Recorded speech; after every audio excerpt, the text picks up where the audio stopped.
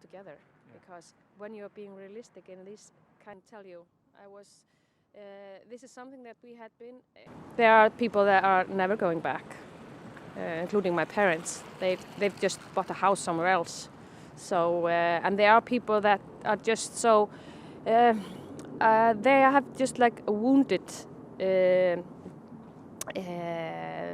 nervous system, because it's been going on for like 4 years. First we had these earthquakes before we had the first eruptions, and now in 3 years almost we had 5 eruptions, and these 2 really, really close to the town. So one question we are asking as well, where will it erupt again?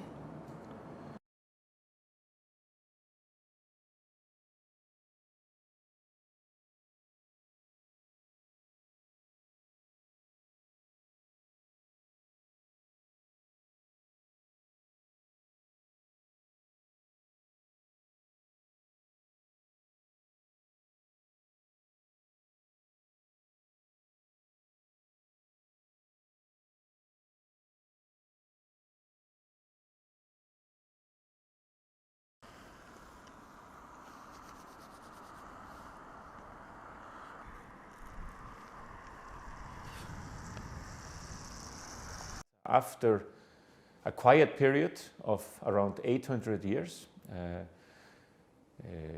we are now witnessing again volcanic activity on the Reykjavik Peninsula, and this is something that we have to live with and that we will do.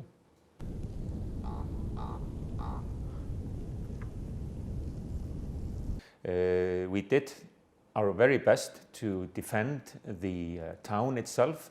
We built defensive structures, and always uppermost in our minds is to protect people's lives, and we will continue to do so.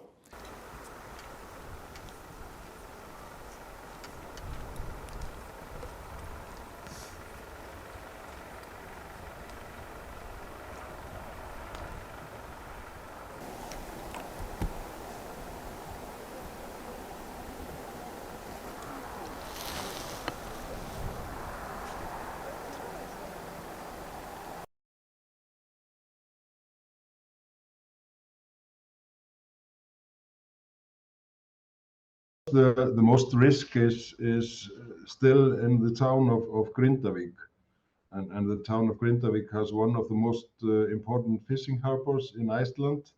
So it is obviously very bad for the society when it is not fully functioning. And we have been worried about Svartsengi, the geothermal power plant, and the Blue Lagoon. But they are located close to the eruption area. But again, we must remember that the reason for our green geothermal energy, amazing tourist attraction, and the well-being in Iceland is because of the power from the volcano nature. So sometimes it is good and benefit for the people, but sometimes it's threatening us.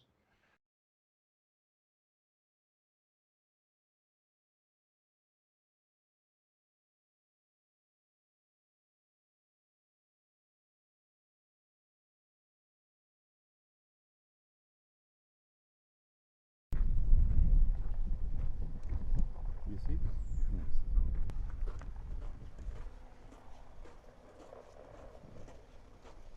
What we have done in near Grindavik and in the area called Svartsengi, where we have one of the big power plants, we have built barriers 6 to 8 to 10 meters high, that is supposed to divert the lava. If it will come in that area, it's supposed to divert the lava away from the power plant. And we have already had experience in this, because on the eruption that we had 14th of January, the barriers that we are building around the town of Grindavik diverted the lava away from the town. So most of the lava was not affecting the town at all, but we have some part of the fissure opening within the barrier, so some of the lava there went into the town and took out 3 houses.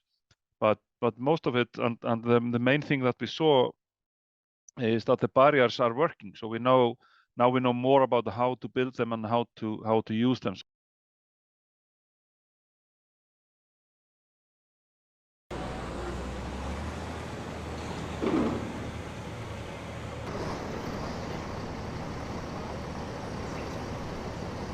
You can actually find the geothermal smell of the water, and you can kind of feel it on the skin because we're using the water.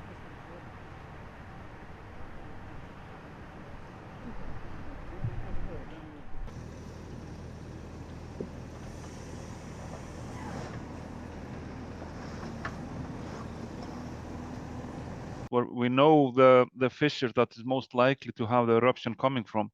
So we're looking at those fissures around the town and modeling the lava flow. And as up to now, the models that we have used has been quite accurate.